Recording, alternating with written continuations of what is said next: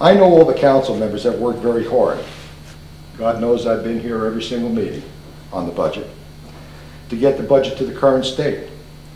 But I'm asking you please to consider additional cuts to restore the $300,000 that you did not pass for the Rosedale soccer field, and try and find another $100,000 to upgrade and afford the mentioned fields for the budget for this recreation year.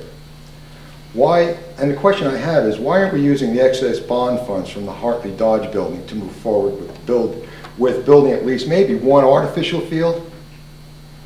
Isn't that what we're asking the Board of Education to do for us? Tonight I'm speaking about the Rosedale baseball field conditions, but the same can be said about Rosedale soccer field, the DeLucy D complex, the Bailey Elliott High School fields. So let's get these fields in condition to play on.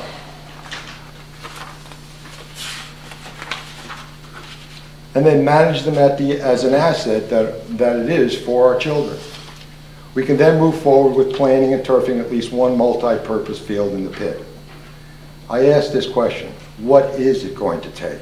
A more serious injury than a broken nose, concussion, or impaled lips before we take action? The only unquestionable asset we have is our children. Do we find the money in our budget to make the Madison field safer, or do we think about it yet again for another year?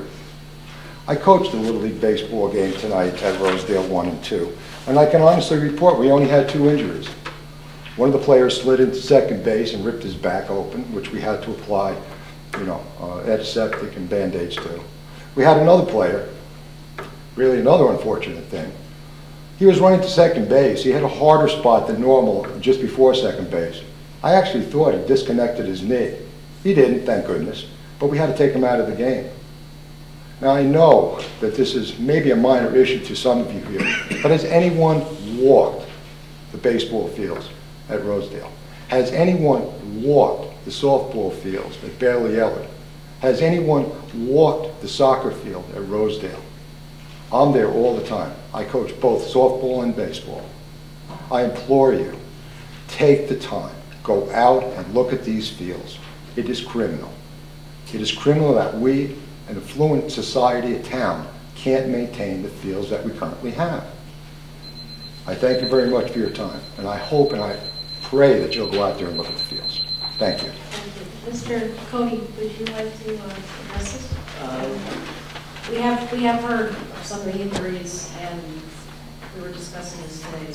Well, we do have a meeting scheduled for tomorrow, 1:15, with the president of the Little League and the regional safety director for the Little League organization. We will have our director of public works, the recreation director, 4 coaches, and I believe Dr. Esposito has been invited, and Mayor Holden, to attend, and any member of the governing body that wants to participate. The major issue with Rosedale was, against the advice of the public works director, the clay that was selected by the Little League against the public works director's recommendation. It has a very low sand content. We recommended against it because of the issue that we were concerned about, that it didn't drain water, it would cool, and when it got hot it would bake unless it was watered on a regular basis, including the weekends. And on the weekends, Public Works is not on duty, and the Little League organization had agreed to take responsibility for the maintenance of the fields on the weekend, and we purchased the clay at their direction. That is the major issue with Rosedale. It is hard, it is unsafe, and that's why we're going to be having this meeting tomorrow to see what we can do. In anticipation of that problem, because we saw it happen at the end of last season, David Maines actually had his crews apply what's called a conditioner to the field to try to break up the clay content, but they allocated this responsibility to an individual, I'm not going to name him, who wanted to get Yankee Stadium caliber clay for that field. And we were recommending the clay that's used at Green Village Road field, which has a higher sand content. The water drains down, it's safer, it's softer.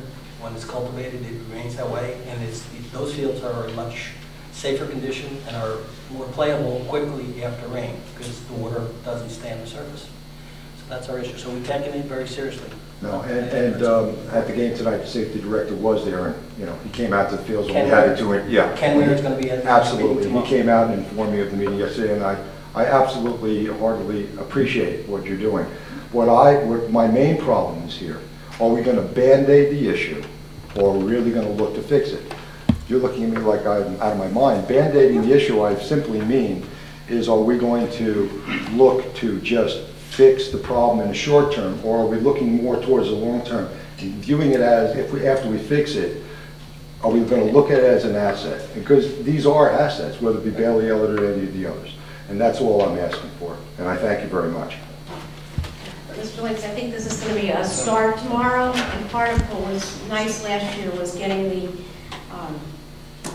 everyone to work together. It's not that, this one's not doing the job, that one's not doing the job. This one wanted this kind of treatment, this one wanted that kind of treatment. Instead of he said, she said, how can we work together? And also just to renew those relationships that people had offered to volunteer, and to show they're not trying to take anyone else's job, but to supplant and help the support the public works. What I'm really looking for is you can't change the past. We have to deal with the cards that are put on the table. All I'm looking for is more of a long-term solution that everyone can agree on.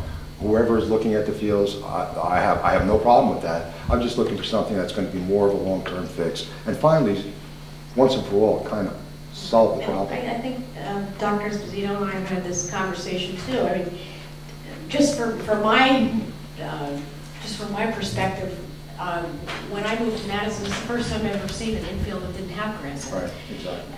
But that's a philosophy that they has to have a discussion with Little League how they want to proceed. And I'm not intending to, get that no, I agree. I'm not intending to, done. I'm only a coach. I don't speak for the Little League board. But I agree with you. Quite frankly, I played baseball my whole life in softball.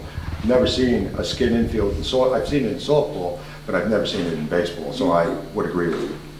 Can I ask a question? Yes. Were you aware that the parents had requested this certain material for their infield? Were you aware that it was the parents' choice? Was it requested last year? No, I was not aware last year. I was not involved in any of the choices that were made. Were you aware that the borough had actually not encouraged that because of these safety problems? Absolutely not. But okay, I did do research and looking at the type of clay we do currently have, and researching that clay, I never knew it was from Yankee Stadium until I did the research on the type of clay that's down at Rosedale 1 and 2. So if you're asking me, do we really want, in my opinion, only my opinion, do we want Yankee Stadium clay? Not really, because that clay would be a high maintenance clay. It would be something that would be very difficult to maintain. But I never. I'm not blaming anyone. I'm just saying that in the little research that I did, if I were asked today, if it was my choice, would I put that clay down? No. I'm a private citizen and I certainly have my opinion on that. Would I put something down with a heavier sand content? Absolutely. Would I look for a grass infield? Absolutely. Would I look for maintenance, almost maintenance-free infield? Absolutely. I'm only questioning what we're going to, not what we did in the past. What that is what that is. What I'm saying is we need to look at it now and try and solve the problem moving forward. It's very difficult for me to put kids on a field and have to hold my breath for 6 innings worrying about someone getting hit in the face. And the two children that did get hurt within the last 10 days, I know them. I know them very well. I know their parents. It's a real tough, and I saw one of the parents signing, it's a real tough thing to walk up to him and say, how's your kid? After he got a busted nose and 2 black eyes and a concussion. It's a very, very difficult thing. So I'm not blaming anybody for the past. I'm just looking to hopefully see that it's changed for the future.